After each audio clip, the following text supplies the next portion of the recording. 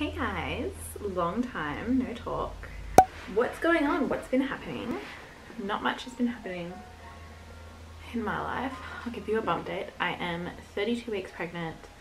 I am 33 weeks tomorrow, which is so exciting. I can't really see in this dress. Ugh. Can you tell? I don't think so. Don't know. Anyway, she's there and huge. So I asked you guys over on my Instagram. If you're not following me on there, my Instagram is just down in the description. Sorry, I'm so out of breath. I asked you guys on Instagram to ask me some questions relating to pregnancy, etc. I also moved the bassinet in here today. I know it's a bit early, but because I keep Huddy's bed on that side, and that's where he actually will sleep, on the floor, and I wanted him to get used to not being able to sleep on that side of the bed, because that is where the bassinet goes and that is where the baby will sleep. That's a bit better. I feel like it's gonna fall at any second though. Okay, let's get started. Let me find these. Oh, sorry. Just pregnancy stuff, you know. I actually need some water. I'm gonna text Michael. Alright, let me find where I posted this. Here we go. So we'll start off with an easy one. When is your due date? My due date is the 28th of Feb. So I'm really lucky it's not a leap year this year, because then she could have potentially been born on the 29th. But because of my gestational diabetes, which I will talk more about in a sec, I will be induced. I don't know when that will be. It's something that obviously I'll talk to my doctors about later on. But yeah, and I really wanted her to be a February baby, be a summer baby. Sorry, I'm meditating on the ground. I'm sitting with my legs crossed. These ones? No, I'm just articulating. Yeah, I always said I wanted her to be born in February. I wanted her to come at 38 weeks. No reason really, I just liked February over March. I don't know why.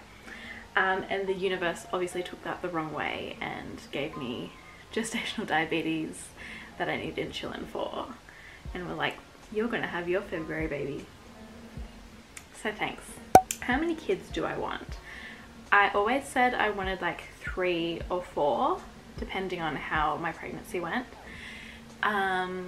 If I have gestational diabetes with my next pregnancy, which is, yeah, if I have gestational diabetes again, which is common and I have a higher chance of getting it again, I'll probably stop at 2, but I want to have at least 2.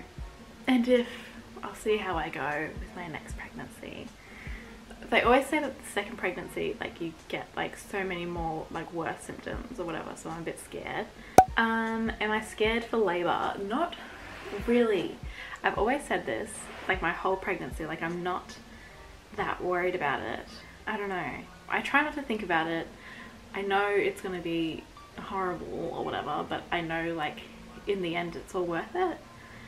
But it's not something that I'm dwelling on the thought of.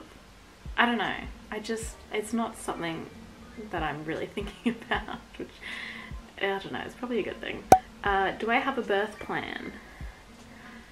No, not really. I know they always say don't bother having a birth plan and stuff, and then some people are really for having a birth plan, but I just want to get in, have my epidural, get her out, and leave. Yeah, that's all I really care about. I'm not too fussed on what happens. I trust in my doctors that they will know, whatever happens, happens. I don't want to think about it, really. Crazy cravings. I haven't had that many cravings. In my first trimester, I had more aversions and I didn't really want anything. Nothing really sounded that good to me. there was, before I found out I had gestational diabetes, I was like, I loved Macca's vanilla Coke. So good. It had to be Macca's, could not be regular Coke. Because it's just so much better. I think we all can agree about that. But now I can't drink it. I get the Coke Zero vanilla, but it's just not the same, you know? And I was loving Milo cereal, but that has too much, like, that's not good for my diabetes either, so I have cut that out. I haven't been craving it, which is good.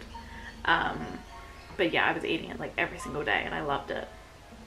And now I don't eat it anymore. How have you avoided stretch marks? Okay, I have not. I have got them, but I feel like whenever I take photos on Instagram, you can't even see them, because sometimes I was looking at, I put up a story or whatever, it was a video, it was of my belly, and I was like, that looks really smooth, like where did all my lines and stuff go? So I got some, the first ones I got were like underneath my boobs, because I was putting my oil on, and I was like, are those stretch marks, or did I just like lie and sleep funny last night?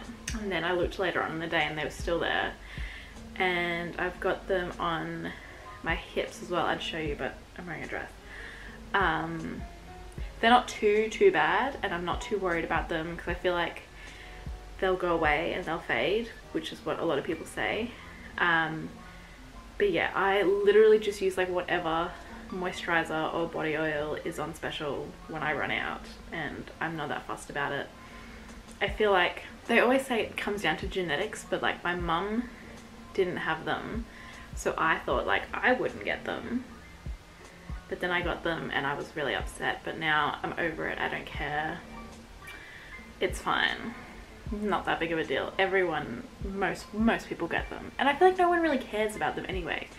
Like, I know I don't care when I see them on other people, so why would, you know what I mean? Were you trying? Yes, we were trying. We got super duper lucky and got pregnant the second month of trying. So I don't really have any tips. I'm just extremely lucky. My favorite part about being pregnant, I don't know. I feel like everyone's really nice to you, apart from like growing a child and stuff, like besides from the obvious. Like at work, like I get away with so much because I'm like, oh, like, can you do this for me? Like, oh, sorry I took such a long break, guys. They're like, oh, no worries. Yeah, everyone's really nice. It's really easy at work because I don't have to work too hard. I was thinking about this the other day because I remembered that it was something that happens to me. I usually have IBS, but all of my IBS symptoms kind of left when I got pregnant, which is bizarre. So I'm not looking forward to them coming back. I also had pretty bad acne before I got pregnant. I mean, I've got a few pimples on my face, but they mainly just happen here. I used to get really deep, painful pimples on my cheeks. I think it's because from the masks. And I also assumed that by the time I gave birth we wouldn't be having to wear masks anymore, which I was wrong about. But yeah, I'm really hoping that they don't come back, because I hated them and they were really painful, and I've gotten used to just having like little tiny ones around my chin area. I was literally saying this the other day to girls at work, like how I got pregnant when we had like 0 cases and stuff, and I just thought that the world was better and everything was fine again, and now it's like even worse now when I need to give birth. What are some things you're hoping to receive as gifts? I really have no idea. People ask me like, what do you want for your baby shower? I'm like, I literally have no idea. I don't even know what I need. It's better when like people that have kids like ask me, because I'm like, I don't know. They're like, do you want me to just get you something that I really like? So it's like, yeah, easy. But so a lot of my friends haven't. I'm the first one, but yeah, I have no idea. I'm just happy, hoping that my baby shower happens, because it is in like 6 days. I'm just really hoping that, like, I'm so scared that like everyone's gonna get COVID and no one's gonna be able to come, or that like for some reason they'll put in restrictions and we can't have it. How has being pregnant changed your day-to-day life? So one big thing which I spoke about before is my gestational diabetes.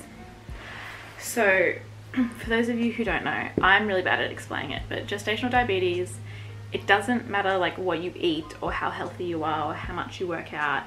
It has nothing to do with that. It's more of like a hormone imbalance kind of thing, that the hormone like blocks the insulin, something to do with that, so that your body can't process insulin like normal because of your hormones, because of the baby. It's like never the woman's fault, you know what I mean? I felt really guilty because literally like 2 days before I found out, I was posting on Instagram